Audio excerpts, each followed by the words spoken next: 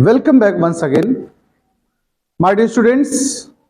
In this day, we discuss about the radiation. देखिए, आज हमारा जो टॉपिक है उसका नाम है रेडिएशन. अब हो सकता है आप थोड़ा बहुत जानते भी हो रेडिएशन के बारे में. रेडिएशन का सेंस वाइज अगर देखा जाए तो टू सेंस आते हैं. एक रेडिएशन वो होता है जो रेडियोएक्टिव सब्सटेंस से एमिट होता है, उनके न्यूक्लियस से, जिनको हम लोग अल्फा बीटा गामा रेज बोलते हैं. ये रेडिएशन हमारे लिए हार्मफुल है, रेडियोएक्टिव वेव्स बनती हैं उनसे. एक और रेडिएशन है जिसका हमारा सेंस है यहां पर थर्मल ट्रांसफर यानी कि हीट ट्रांसफर से. ये एक प्रोसेस है. देखो, रेडिएशन यहां पर क्या है, एक प्रोसेस है. हम थर्मल पढ़ रहे हैं इसलिए हमारा सेंस होगा process of transfer of heat in which no intermediate or intervening medium required. यहां कोई बीच में मीडियम की रिक्वायरमेंट नहीं है, पहली बात. और दूसरा, ये हीट रेडिएशन इंटरमीडिएट जो मीडियम होगा भी उस पर इफेक्ट नहीं डालेगा कोई. तो चलिए हेडिंग डालते हैं. सबसे पहले सबसे फर्स्ट पॉइंट पे आप आर्टिकल का नाम डाल दें, रेडिएशन. जैसे मैंने डिस्कस किया उसी तरह आपको लिखना भी है. रेडिएशन के दो सेंस हैं, दो मीनिंग हैं. पहला होगा रेडिएशन बाय रेडियोएक्टिव सब्सटेंस, जैसे कि अल्फा बीटा और गामा रेज. दूसरा सेंस हमारा as a process of transfer of heat. हम लोग यहां लेकिन क्या पढ़ने जा रहे हैं, ये प्रोसेस. हमारा जो मेन रेडिएशन का सेंस है वो किसका है, आज हमारा यही सेंस है इसका. इसको डिफाइन करें तो हम ऐसे कह सकते हैं, here we study about the heat transfer. तो अब डेफिनेशन आएगी, that process of heat transfer in which intervening medium does not affect and does not required also. ना तो मीडियम की जरूरत होती है और ना ही बीच के मीडियम पर ये रेडिएशन कोई इफेक्ट डालता है. जैसे एग्जांपल की अगर मैं बात करूं यहां पर, तो आप जानते हो सन से जो लाइट और हीट आ रही है वो रेडिएशन है. क्या बीच में कोई मीडियम की जरूरत है क्या, या है कोई मीडियम? नहीं है. डायरेक्ट हीट आती है हमारे पास कि नहीं आती, बोलो. तो हम कहेंगे the heat and light coming from sun to us does not need, या नीडेड कह दो, any intervening medium. This is the radiation. अच्छा, एक बात और बता दें, ये तो सन का हो गया. जैसे आप कोई चीज अभी ब्लोअर यूज करते हो कि नहीं करते हो, बताओ. ब्लोअर से जो हीट निकलेगी वो भी तो रूम में आ रही है. आप फैन बंद कर तो क्या तब भी रूम हीटेड नहीं होगा क्या? तब भी होगा.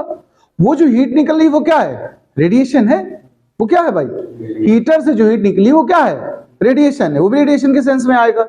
इसको नोट करो, फिर आगे की बात करें हम. देखो, इसी को और थोड़ा एक्सपेंड करके समझाते हैं. इसका एक और सेंस इस तरह कह सकते हैं, थर्मल रेडिएशन क्या है. थर्मल रेडिएशन वो एनर्जी जो एमिट हो रही हो किसी ऑब्जेक्ट से उसके टेम्परेचर की वजह से. किस वजह से? Due to its temperature. तो हम कह सकते हैं the thermal radiation is the thermal radiation is that electromagnetic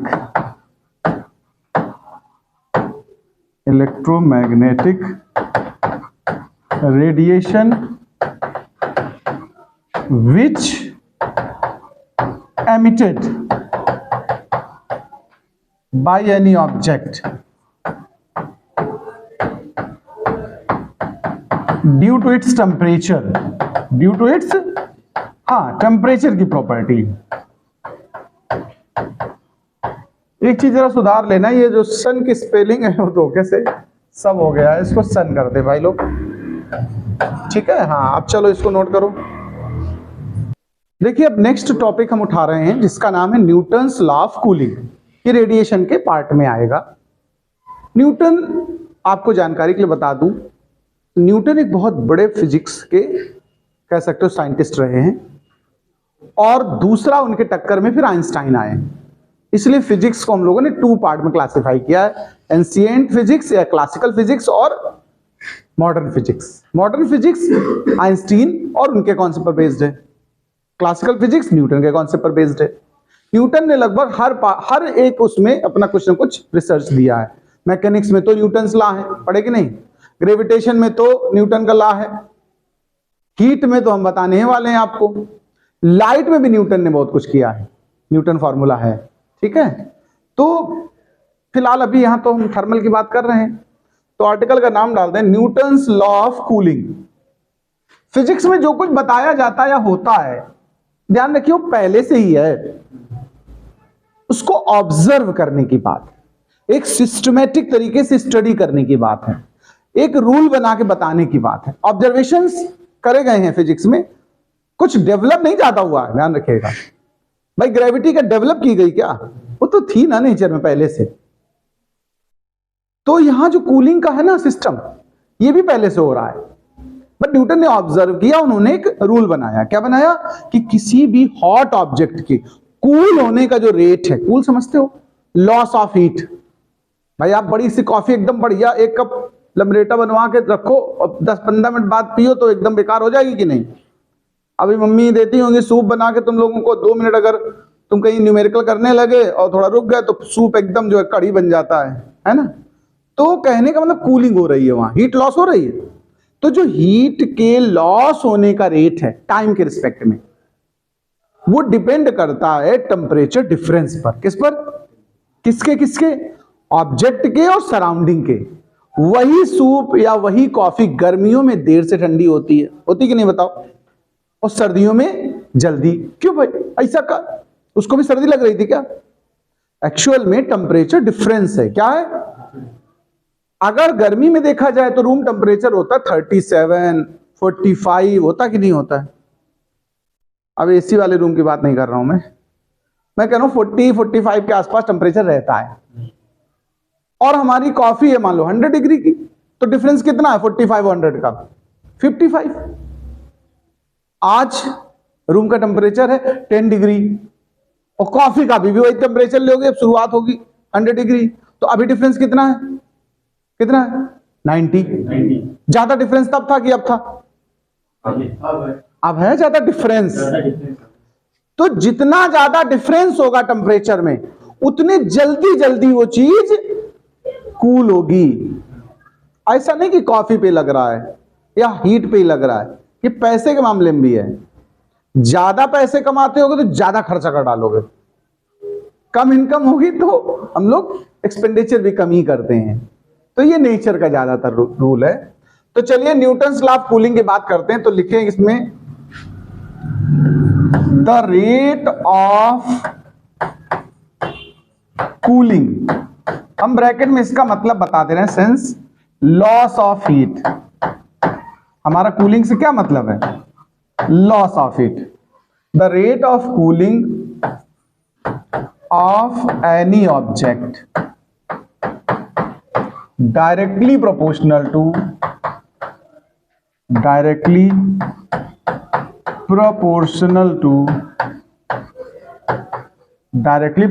to temperature difference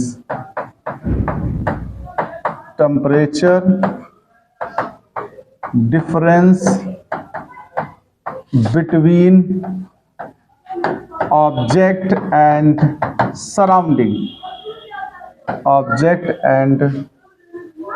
surrounding।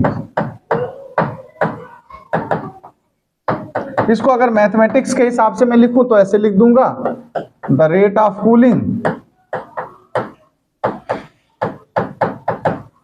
Proportional temperature difference between object and surrounding. इसको अगर फॉर्मूले में बनाते हैं हम लोग सिंबल में, तो देखो रेट ऑफ कूलिंग का मतलब हो गया लॉस ऑफ हीट। तो the rate of cooling directly proportional to temperature difference between object and surrounding. तो मैं कह रहा हूं इसको अगर फॉर्मूले में कन्वर्ट करें, देखो रेट ऑफ कूलिंग का सेंस पता क्या, पहले देखो इधर देखो, हम हीट को बोलते हैं क्यू से रिप्रेजेंट करते कि नहीं करते, बताओ। हीट का सिंबल क्या बनाते हो, क्यू। और dq बाई dt का मतलब पता क्या है, चेंज इन हीट। अब चेंज तो दो तरह से भी हो सकता है ना, इंक्रीज या डिक्रीज। यहां लेकिन कूलिंग का मतलब क्या है, डिक्रीज, लॉस। लॉस को रिप्रेजेंट करने के लिए हमें क्या लेना पड़ेगा, माइनस। तो यहां रेट ऑफ कूलिंग का सेंस हुआ, ध्यान रखना, निगेटिव रेट। ओके। और टेम्परेचर डिफरेंस, चलो हमने ऑब्जेक्ट का टेम्परेचर ले लिया T, और सराउंडिंग का कुछ सिंबल देना हमने ले लिया T नॉट। आप कुछ और भी ले सकते हो, ऐसा कुछ नहीं कि मेरे अकॉर्डिंग करो। तो ये जो फॉर्मूला तैयार हुआ, ध्यान देना, ये सबसे सिंपल फॉर्म है न्यूटन्स लॉ ऑफ कूलिंग का। ये नोट करो, फिर इसको थोड़ा और एक्सटेंड करते हैं। अब देखो इस प्रोपोर्शनलिटी को जब हम हटाते हैं, जनरली हम लोग क्या जानते हो बताओ, डायरेक्टली प्रोपोर्शनल आएंगे तो एक प्रोपोर्शनलिटी कांस्टेंट आएगा। जब भी ऐसी कोई वैल्यू आती है वो कैसी होती है, कांस्टेंट होती है। तो यहां भी एक कांस्टेंट डालेंगे आप, तो minus dq by dt। Proportionality हटा दो, कोई भी कांस्टेंट अपने मन से आप ले सकते हो, जैसे मैंने k लिख दिया। अब देखो एक बात समझना, ज्यादातर हम लोग अपने मन से कांस्टेंट लेते हैं तो सिंबल क्या लेते हो बताओ, का स्पेलिंग कांस्टेंट की k से होती है, लेकिन लेते हैं, माने हमारा, है ना। यही इंग्लिश की समस्या है कि होता कुछ है, बोलते कुछ है, लिखते कुछ है। खैर चलो, अब ये तो बात हो गई है। अभी हम इसमें एक चीज अभी एक और डालना चाहते हैं, एक और बात। वी हैव, आपको मैंने स्पेसिफिक हीट पढ़ाया पीछे ही नहीं पढ़ाया, स्पेसिफिक हीट पढ़ाया ना, फॉर्मूला याद है किसी को, स्पेसिफिक हीट। हाँ बहुत बढ़िया, सही करो। Q is equal to m c delta t, मतलब टेम्परेचर चेंज। डेल्टा टी का मतलब क्या है, यहां पर टाइम नहीं होता, बिल्कुल ध्यान रखना, टेम्परेचर चेंज। तो ये हम स्मॉल हीट यानी डिफरेंशियल फॉर्मेट में इसको लिख दिए, छोटा एक हल्का सा दी थोड़ी हीट, थोड़े अमाउंट को हम डिफरेंशियल ऑपरेटर की तरह यूज करते हैं डी फॉर्म में। इसमें अगर dt से डिवाइड कर दो पूरे में, देखो डिवाइडिंग बाई टाइम, मतलब डिवाइडिंग बाई टाइम, टाइम मतलब dt, ये वाला dt इस तरह से। ये एक्चुअल में यहां पर है ना, हम ऐसा बना रहे हैं, वो बनाना चाहते हैं। तो हमने देखो यहां dt से डिवाइड कर दिया, तो ये हमारा LHS पता क्या बन गया है, देखो mc, डेल्टा को भी d में ले लो, डेल्टा अच्छा नहीं लग रहा, ठीक है। वैसे डेल्टा और d मतलब इन द सेंस एक ही जैसा होता है, ठीक है। चूंकि एक जगह d लगा रहे हो, दूसरी जगह डेल्टा लगा रहे हो, थोड़ा सा ठीक नहीं रहेगा, इसलिए d में लिख लिया है। तो ये भी dt हो गया। अब जरा देखना भैया, कंपैरिजन करेंगे हम कंपैरिजन करने जा रहे हैं। देखो ये वाली पूरी वैल्यू यहां उठा के नहीं पुट कर सकते, बताओ, फ्रॉम इक्वेशन 1 एंड 2। जहां आपको लगे कि कोई बदतमीजी हो रही, तुरंत बता देना मुझे, है, हम वहीं रोक देंगे और आपको पहले सेटिस्फाइड करेंगे। तो आइए, माइनस तो लगा ही, माइनस mc dt, ये कैपिटल लेटर जो t का यूज किया वो हमने टेम्परेचर के लिए इस्तेमाल किया है, और जो स्मॉल लेटर है t का वो टाइम के लिए शो कर रहे हैं, ठीक है भाई जी। उस तरफ देखो k और t माइनस टी नॉट। पता टी नॉट क्या है, यहां बताया नहीं था, आप चाहे तो साथ में लिख देना। हाँ, हियर t है टेम्परेचर ऑफ ऑब्जेक्ट है, ये बातें बता दिया करो, थोड़ा अच्छा लगता है ना। और टी नॉट क्या है, टेम्परेचर ऑफ सराउंडिंग। ये बातें बोल दोगे तो थोड़ा बड़ा बढ़िया माना जाता है ना। टसन से एकदम काम करो, रंगबाजी से। तो चलो पहले यहां तक पहुंचो, फिर आगे का एक्सपेंशन बढ़ाते हैं। देखो ये तो आपने लिख लिया, इस जगह पर एक फॉर्मूला हम बना रहे हैं, न्यूमेरिकल्स पर्पज में उसको भी यूज किया जाएगा।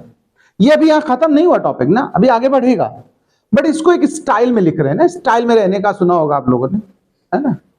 तो स्टाइल में थोड़ा चलते हैं। देखो मेरी बात समझना थोड़ा, ये m मतलब मास है, c मतलब स्पेसिफिक हीट है, dt मतलब टेम्परेचर चेंज, टेम्परेचर डिफरेंस किसी ऑब्जेक्ट का, यही तो है मतलब, ऑब्जेक्ट ही तो कूल हो रहा है। तो इनिशियल टेम्परेचर कुछ हाई रहा होगा, फिर वो ठंडा हुआ तो टेम्परेचर थोड़ा सा डाउन हुआ। इनिशियल टेम्परेचर लेट कर ले T1 ऑब्जेक्ट का, और जिस टाइम के बाद हम ऑब्जर्व कर रहे हैं दोबारा वो टेम्परेचर ले लो T2।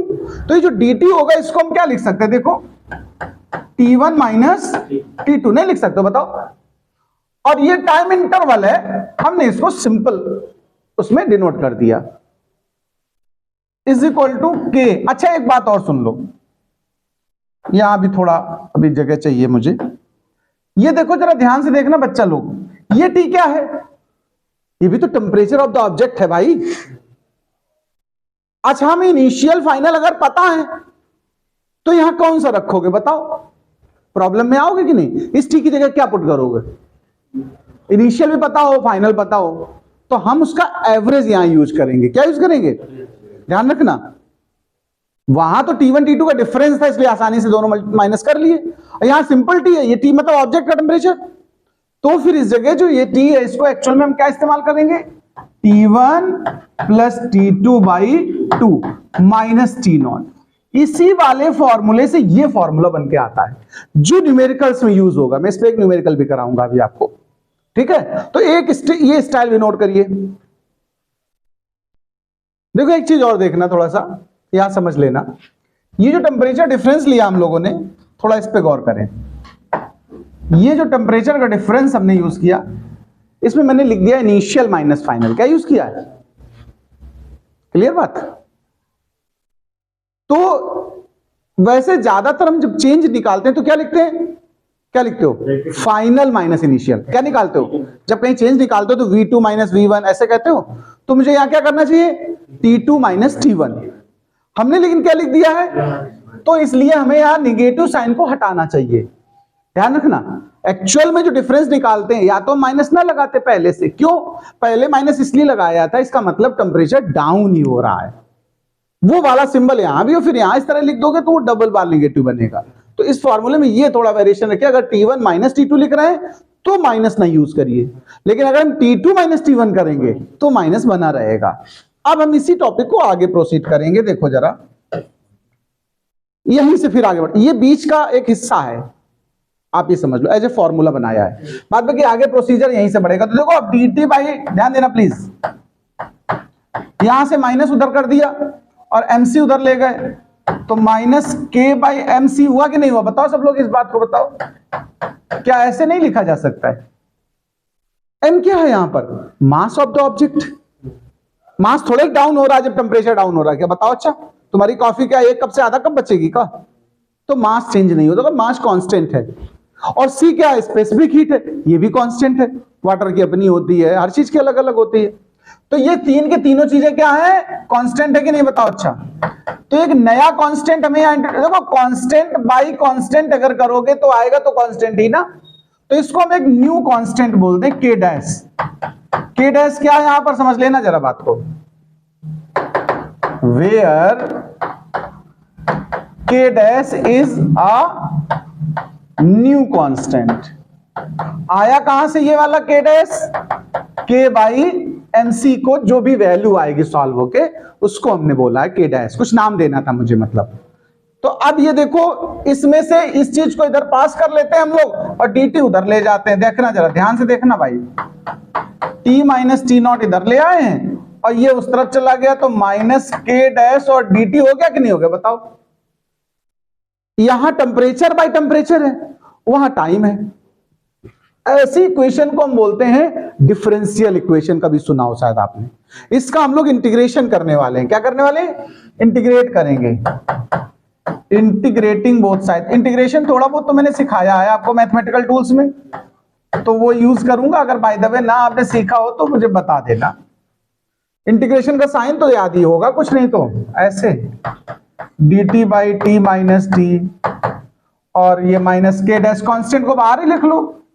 ऐसे लिखा जा सकता है। आपको याद होगा, अगर नहीं भी याद है तो सुनो, इंटीग्रेशन ऑफ 1 बाई एक्स। वैसे किसी को याद है किसका डिफरेंशियल 1 बाई एक्स होता है? लॉग एक्स का। तो 1 बाई एक्स का इंटीग्रेशन क्या हुआ? लॉग बेस ई एक्स। अच्छा जब भी इंटीग्रेशन करते हैं कांस्टेंट डालते हो कि नहीं डालते हो आप? तो यहां भी एक हमें इंटीग्रेशन कांस्टेंट यूज करना पड़ेगा। और dt का इंटीग्रेशन क्या होगा? t। तो देखो इस लाइन का इंटीग्रेशन कर रहा हूं मैं, इसी तरह इंटीग्रेशन बता दो। अब लॉग आ जाएगा, log base E T minus T0। ये LHS का इंटीग्रेशन हो गया। RHS में जब करेंगे तो टाइम आ जाएगा और प्लस एक इंटीग्रेशन कांस्टेंट। अब इसको थोड़ा और आप बढ़ा सकते हो, कैसे बढ़ा सकते हो, ये भी एक फॉर्मूला है, आप ऐसे भी यूज कर सकते हैं। ये लीनियर इक्वेशन बन रही, देखो अब यहां पे ग्राफ ऐसे मैं बताऊंगा लेकिन फिर भी मैं बता देता हूं। देखो ऐसे, देखो अगर हम इन दोनों टाइम वर्सेस इस पूरे कांस्टेंट के साथ अगर ग्राफ बनाए, y is equal to m x plus c type का है कि नहीं बताओ।